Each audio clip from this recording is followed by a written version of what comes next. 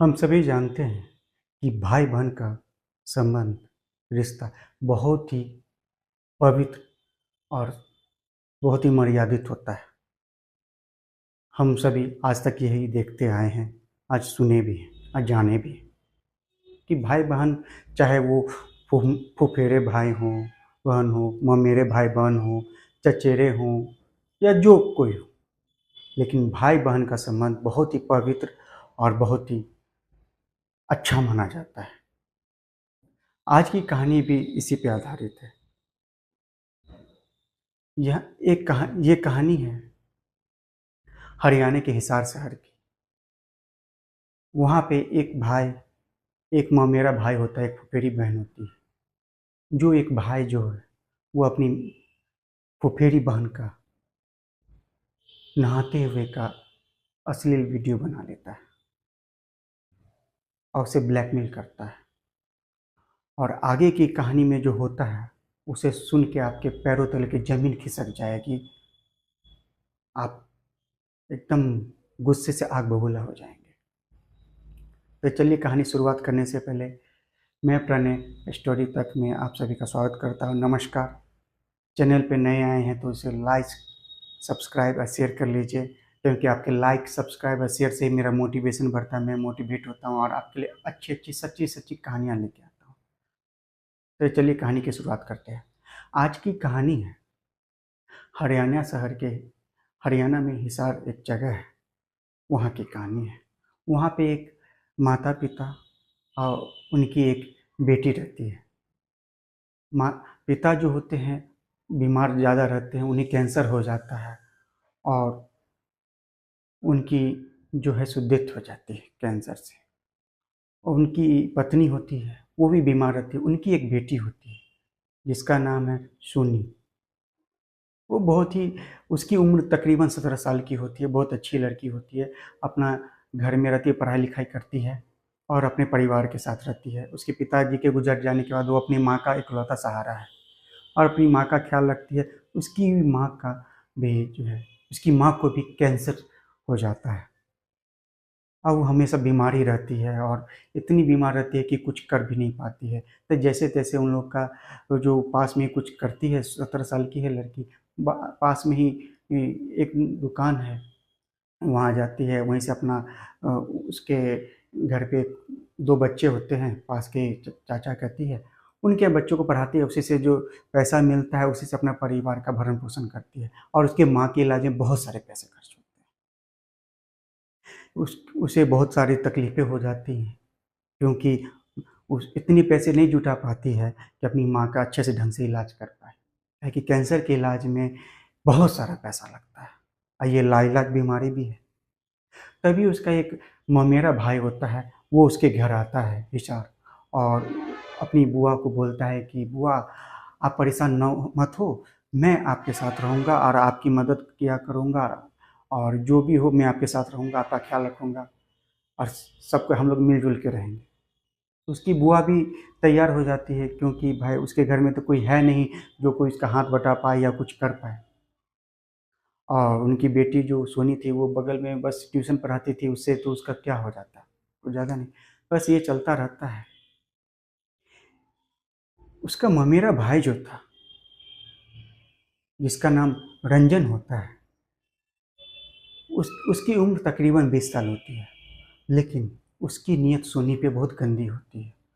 वो अपनी बहन को बहन नहीं समझता है, उसकी गलत निगाह से वो देखता है।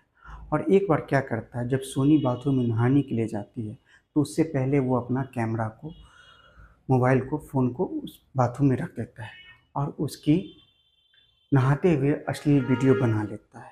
वो ऐसा एक दिन नहीं करता है, 3 से 4 दिन करता है। और जब उसकी 3-4 दिन की अश्लील वीडियो बन जाती है तो एक दिन उसे, सोनी को, वो अपने उसी के घर के छत पे बुलाता है। वहाँ भी एक रूम रहता है, वहाँ पे बुलाता है और कहता है आओ बैठो। सोनी कहती क्या भैया क्या बात है? तो कहती नहीं बैठो बताता हूँ। फिर वो अपना मोबाइल देता है, उसमें वीडियो दिखाता है उसको। सोनी वो देख के एकदम उसका दिमाग काम करना बंद करता है, वो काँपने लगती है। कहती है भैया ये क्या है? कहते ये तुम्हारा ही वीडियो है। तो मैं तो जान रही हूँ भैया ये मेरा वीडियो, लेकिन आपने ये गंदी वीडियो क्यों बनाई? मैं तो आपकी बहन हूँ। कहे कि तुम मुझे भाई मानते हो, लेकिन मैं तुम्हें बहन नहीं मानता। मैं तुम्हें सिर्फ अपनी प्रेमिका की नज़र से देखता हूँ। वो ये सब बात सुन के उसका दिमाग काम करना बंद हो गया। वो बहुत घबराने लगी, रोने लगी और उसे कहती है कि भैया प्लीज़ इस वीडियो सबको डिलीट कर दो, ये सब काम मत करो, मैं तुम्हारी बहन हूँ, मेरे घर में कोई सहारा नहीं, तुम ही सहारा बन के आओ, तुम रक्षा के भक्षक बन जाओगे तो कैसे होगा। तो कहता मैं ये सब कुछ नहीं जानता हूँ, अगर तुम मेरी बात मान लो तो ठीक है, नहीं तो मैं वीडियो वायरल कर दूंगा। तो सोनी पूछती कि आखिर क्या तुम क्या चाहते हो। तो वो कहता है मैं तुम्हारे साथ संबंध बनाना चाहता हूँ। सोनी कहते नहीं, ये गंदा बात है, मैं ये हरगिज़ नहीं करूँगी। तो कहे ठीक है, तुम नहीं करोगे तो मैं ये वीडियो वायरल कर दूंगा, फिर समाज में तुम कहीं मुंह दिखाने लायक नहीं होगी, ना तुम्हारी शादी होगी ना कुछ होगी, और तुम्हारी ज़िंदगी बर्बाद हो जाएगी। सोनी सारी बात सुन के बहुत रोने लगी, गिड़गिड़ाने लगी, और अंत में न चाहते हुए भी उसके साथ तैयार हो गए। और उसके भाई ने, मेरे भाई ने सारे रिश्ते, मर्यादित रिश्ते को तार तार करते हुए उसके साथ नाजायज संबंध बनाया और बेरहमी से संबंध बनाया।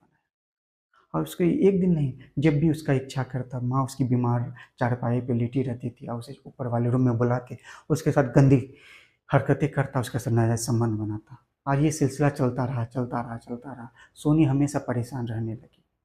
लेकिन ये ऐसी बात थी कि वो अपनी माँ से भी नहीं बोल सकती थी, कि अगर कहे तो क्या कहे। एक दिन की बात है, ये इस बात को 2 साल बीत गए। तो सोनी जब 19 साल की हो गई तो उसने हिसार से हट के लुधियाना में उसके एक दूर के एक चाचा रहते थे, उन्हें कह के वो वहाँ के एक फैक्ट्री में अ, उसने लोहे की फैक्ट्री थी, वहाँ उसने अपने चाचा से कह के कहा कि मुझे कुछ काम मिल जाएगी तो मैं परिवार का मदद कर पाऊंगी चाचा, तो आप कुछ मुझे काम दिलवा दो। तो उसके चाचा ने ही, दूर के चाचा ही नहीं, उसे वहाँ दूर के चाचा ही नहीं उसे वहाँ लुधियाना में ही लोहे के फैक्ट्री में काम लगवा दिया।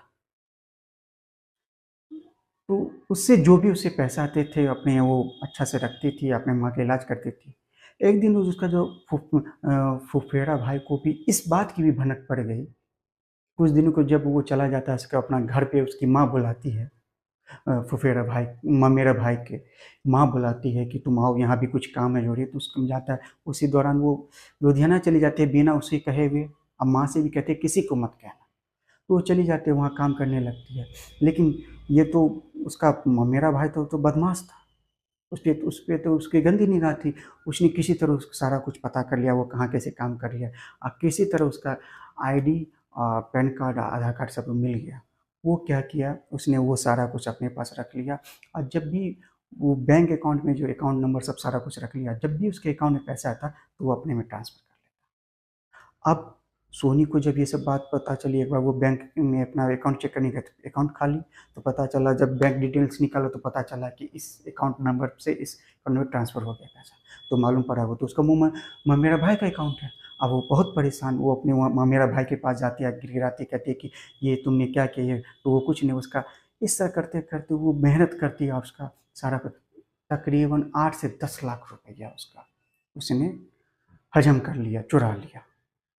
और सोनी के पास इतने पैसे नहीं हो पाते कि और कुछ कर पाए, और उसके घर से भी कुछ कुछ सामान से बेच के वो पैसे अपना अय्यासी करता, और सोनी को ब्लैकमेल तो कर ही रहा था। अब जो है, सोनी बहुत परेशान हो गई।